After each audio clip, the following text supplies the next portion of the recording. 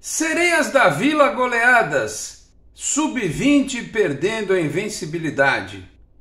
Salvaram a pátria os meninos do sub-15 e do sub-17. Estes sim conquistaram vitórias elásticas, goleadas e aquilo que a gente sempre fica encantado, né, com os talentos que surgem nas categorias de base do Santos e que a gente sempre torce para que eles possam no futuro se transformar em grandes jogadores, atletas que possam contribuir esportivamente com o time em campo, com o time principal e também render dinheiro para o clube, porque afinal de contas, até segunda ordem, e eu não vejo nada no curto e no médio prazo que mude de figura a situação atual do clube, que é a necessidade de vender jogadores para arrecadar e pagar dívidas e salários, enfim, não vejo no curto prazo nem no médio prazo nada que mude este cenário. Então temos que continuar revelando, usando enquanto for possível e depois vendendo estes jogadores. Por isso que o técnico do time principal tem sempre que saber a importância de trabalhar com alguns meninos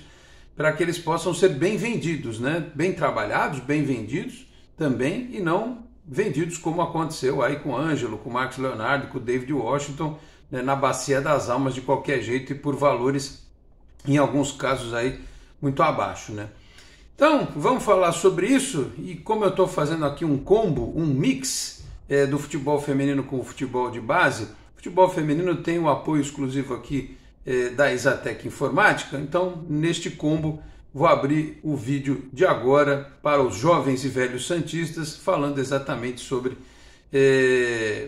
estas partidas do fim de semana em nome da Exatec Informática, tá bom? Meus amigos, um grande abraço, de volta para mais um vídeo aqui do nosso Canal 10, em nome de Exatec Informática, na Senador Feijão 686, sala 1820, no Blue Office, o site é o exatecinformatica.com.br, telefone 13 3020 1877, conheça mais da Exatec também nas redes sociais. Eu aproveito e peço para você que chega agora aqui ao canal para que se inscreva, ative as notificações, deixe o like que também é importante, se quiser torne-se membro do canal. Podendo também compartilhe os links dos nossos vídeos na sua rede social, no seu grupo de WhatsApp. Ajude o Canal 10 a continuar crescendo. Bom, sobre as sereias, já era de se imaginar que contra o Palmeiras, que é um time muito melhor, elas iam tomar uma traulitada, uma sapatada, e tomaram de 6-0, né? Eu cheguei a ver um pouco da partida que estava sendo transmitida na TV Brasil e chega a ser constrangedor. É constrangedor, parece um time profissional contra um time que foi catado na rua, sabe? É uma coisa assim. Os gols adversários são feitos com uma facilidade enorme. Quando o Santos vai para o ataque, é uma dificuldade enorme para as meninas conseguirem ficar em pé, darem um chute no gol. Então, assim, eu estou quase afirmando aqui, quase que com certeza, que de todos os times esportivos mantidos pelo clube hoje, o time principal feminino é disparadamente o pior. É pior que as Sereinhas, porque as Sereinhas outro dia permitiram o empate lá da Ferroviária, mas estavam ganhando de 2-0, mas é aquilo da inexperiência, sabe? Sereinhas conseguiram ainda empatar com a Ferroviária 2-2. E elas tropeçam aqui, ganham ali e tal, mas são mais jovens, né? O time sub-15 das Sereinhas também começou mal, tomando algumas goleadas, mas já venceu uma partida também. Eu tô quase dizendo, tô afirmando aqui que talvez entre todas as modalidades mantidas pelo Santos, masculino e feminino, todos os times, esse time principal das Sereias é o pior de todos. Sim, é uma coisa assim tenebrosa. Muito mal planejado, muito mal pensado, enfim. E que a situação do Santos só não está pior porque, por exemplo, o Cruzeiro ajudou ganhando do Botafogo por 3-0. Né? Senão o Botafogo tinha passado o Santos e o Santos já estaria na zona de rebaixamento do campeonato. Só lembrando que o Internacional, que não está jogando por conta de tudo que está acontecendo no Rio Grande do Sul, assim como o Grêmio, o Internacional tem 4 pontos. Ele pode ir a 7, na verdade ele já tem 2 jogos a menos, né? O Inter já tem 2 jogos a menos, então em tese, se o Inter vencer esses 2 jogos a menos, ele passa o Santos.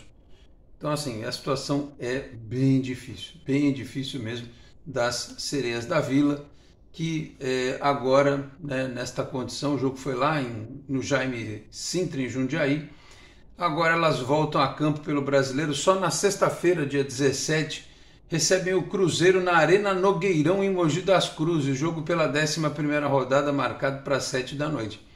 Eu não sei bem o porquê disso, mas enfim, se já está difícil jogar contra os adversários em qualquer campo, é pior ainda se não for em casa, né? Não for na Vila, não tiver a logística melhorada, então vai jogar tão longe assim, né? Enfim, e esse Cruzeiro que eu citei agora, justamente o time que venceu o Botafogo. A situação do Santos está tão difícil, que até o empate não é mau resultado. Essas meninas elas precisam começar a somar ponto, um pouquinho que seja. E tentar em algum confronto direto aí mais para frente resolver a vida delas. Péssima campanha das Sereias da Vila, 6-0, mais uma vergonha no Campeonato Brasileiro. O Sub-20 do Santos, mudando agora, jogou neste domingo, Dia das Mães, né? Aliás, um beijo no coração de todas as mães, felizes de todos aqueles que, como eu, têm mãe, né? Aqui conosco. Enfim, espero que o domingo de vocês do Dia das Mães tenha sido abençoado. O time Sub-20 do Santos entrou em campo, o jogo passou no Futebol Paulista lá no YouTube, e o técnico Orlando Ribeiro, ele colocou um time novamente para o Campeonato Paulista, ele usa um time alternativo.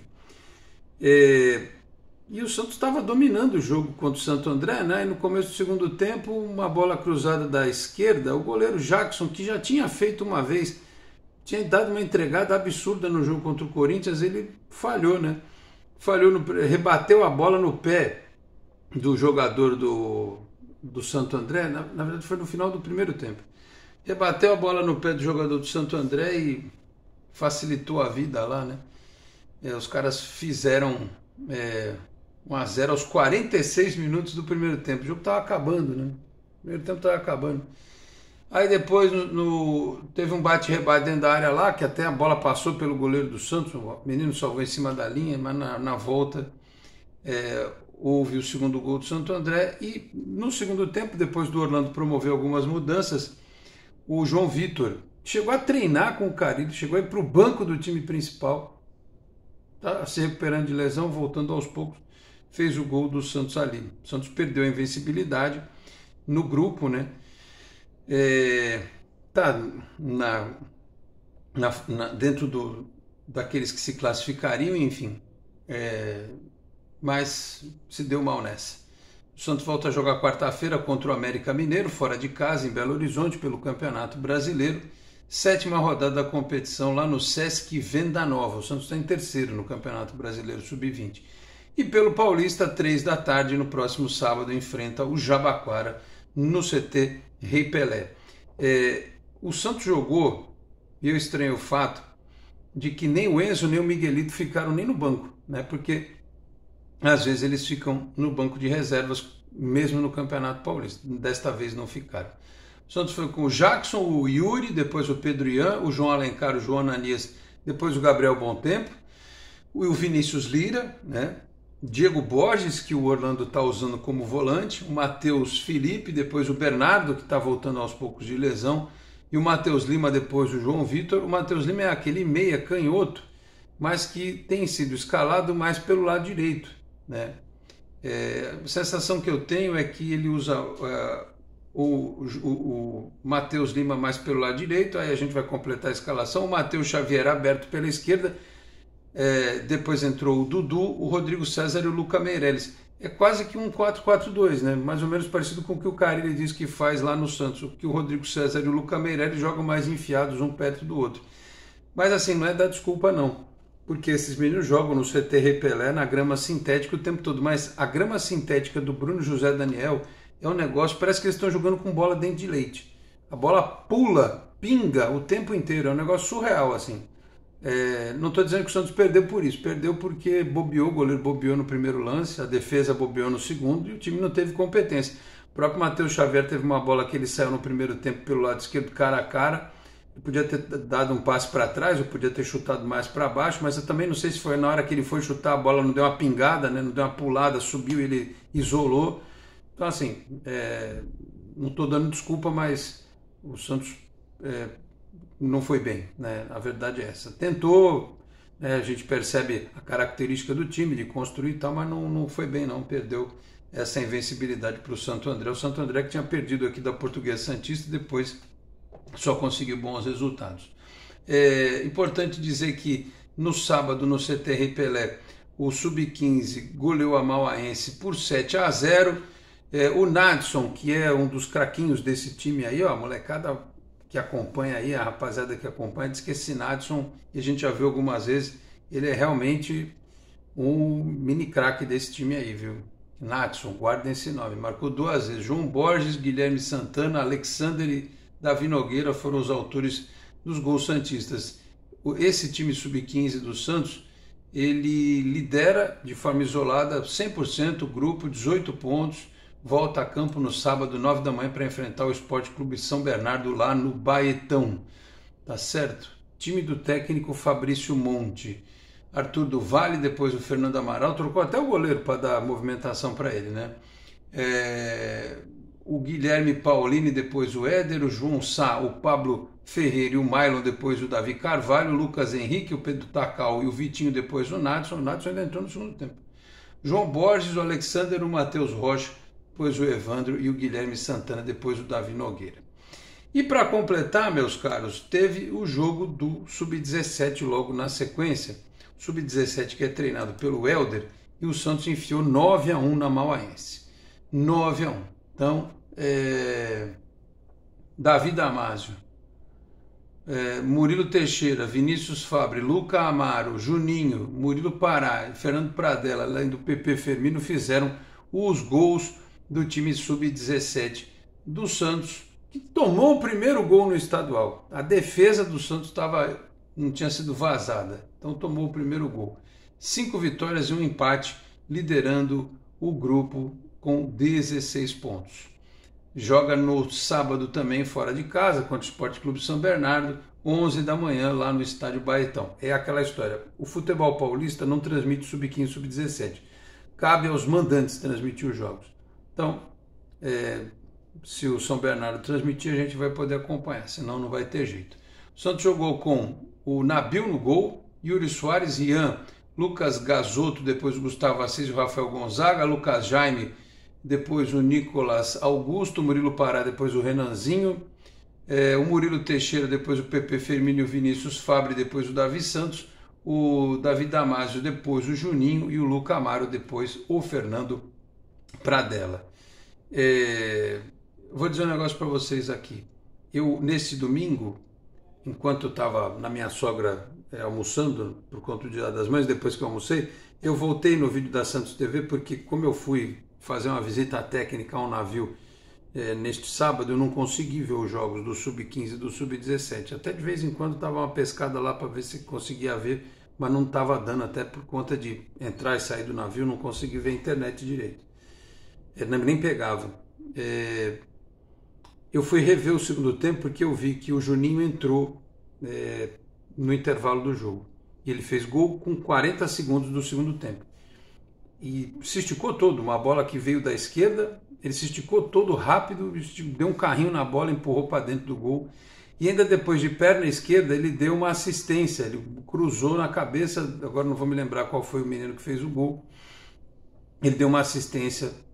E aí eu assisti o segundo tempo todo na Santos TV, dando umas puladas e tal, sempre procurando o trecho do gramado onde ele fica, que é na ponta direita, né? E assim, é impressionante, eu estou tomando todo o cuidado para não fazer com que, tanto é que não pus foto dessa vez e tal, nem pus na chamada, no título, porque eu estou contando aqui com 14 minutos de vídeo, estou falando isso. Então, como tem muita gente que eu sei que sai antes, alguns que são mais pacientes e estão aqui nesse momento vão entender o que eu vou falar, muitos já foram embora. É assim mesmo, a audiência, às vezes o cara vê uma coisa, outra, se vê por satisfeito e sai, e a gente às vezes tem conteúdo, às vezes não, sempre, né? A gente tenta levar um bom conteúdo até o final. O que eu estou querendo falar com isso? Eu estou tomando cuidado para não porque o Juninho ainda tem muitas etapas, ele ainda tem que amadurecer muito no sub-17, ele talvez ano que vem já comece a ter chance no sub-20 e tal, não sei se copinha já, mas assim, ele fisicamente lembra muito o pai, é assim, é impressionante, não só a parte da estrutura física, mas o jeito de correr. Teve alguns lances, teve um lance que ele desceu pela direita ali, que veio 2, 3 meninos em cima dele, ele passou pelo meio dos 3, na linha de fundo. Tem muita coisa para ele aprender ainda, tem muita coisa para ele amadurecer. Com o tempo a gente vai entender também porque o craque de futebol, o cara que é acima da média, ele não é só acima da média porque ele tem velocidade para driblar, velocidade para correr. Hoje ele precisa ter velocidade de raciocínio. E a velocidade de raciocínio do Robinho era um negócio absurdo, né? Como é do Neymar, enfim, como de tantos grandes jogadores que o Santos teve. Não é porque não é meia que não tem velocidade de raciocínio, é o cara que cria jogadas onde você menos imagina. Então isso eu ainda não consegui ter o parâmetro, porque afinal de contas o Santos enfrentou esses times de Mauá, goleou os dois, né? O Mauá e o Mauaense. Mas assim, você percebe que ele tem essas características muito semelhantes à do pai. Em jogos mais duros, em jogos mais difíceis, numa reta mais importante desse Campeonato Paulista Sub-17, quando começarem os confrontos eliminatórios, né, os confrontos eliminatórios, os jogos contra rivais, contra Palmeiras, Corinthians, São Paulo, enfim, que a gente vai talvez ter um teste mais apropriado para ele.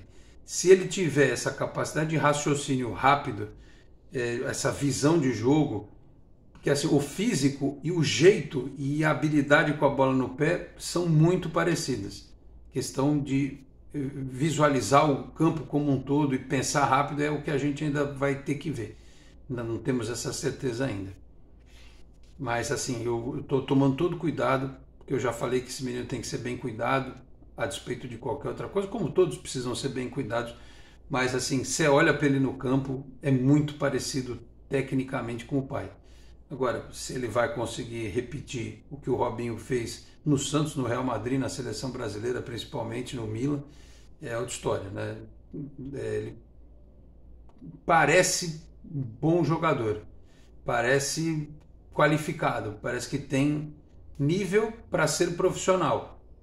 Não sei se vai ser como o pai, mas parece que tem nível para ser um profissional, para seguir a carreira dele. Eu estou pisando em ovos aqui, tomando todo cuidado para não me empolgar e nem criar, ou não criar muita expectativa e também, sei lá, eu estou tomando cuidado, tá? É isso. Ele fez gol, deu passe de perna esquerda, assim, teve esses lances em que ele driblou, velocidade, voltou para compor, trocando passe e tal. É um bom menino, assim, aparentemente tem qualidade, né? Aparentemente não, tem qualidade, mas se para ser mais do que os outros que estão com ele na categoria de base poderão ser também, aí o tempo é que vai dizer, tá bom? Mas eu estou acompanhando com muita esperança também, porque eu sempre acompanho os meninos com muita esperança. Eu falei do Nadson, como a gente fala pouquinho ainda do Cauã Basile, que eu acho um exagero, tem gente já pensando no futuro no Cauã Basile. Vamos devagar, tem muito menino bom aí para ser preparado neste time sub-17 inclusive, né? Esse Fernando Pradella, por exemplo, é um baita centroavante, é mais um da linhagem, como o Luca Meirelles no sub-20 também é. Você percebe que é um centroavante que tem uma condição fora da área, ele não é só um cara da área. Com a característica do Luca Meirelles, o Santos não tem no principal um centroavante assim, né? Que sai da área com qualidade para jogar e dentro da área tem força e tal, enfim. Só citando para que vocês lá no futuro não digam que ninguém avisou, né? Eu acompanho os jogos da base por isso, para já saber até onde a gente pode ir em termos de expectativa ou não em relação aos meninos da base santista. Tá certo, meus caros? Então é isso. Nos aguardar aí os próximos jogos da meninada e claro, a gente sempre trazendo as análises aqui. O sub-20 acho que foi um tropeço, vai se recuperar. E as sereias é aquilo, só Deus sabe o que pode acontecer, porque o time é muito ruim, infelizmente, tá bom? Por hora é isso, eu vou ficando por aqui. Muito obrigado a todos pela audiência, um grande abraço e até a próxima. Tchau, pessoal.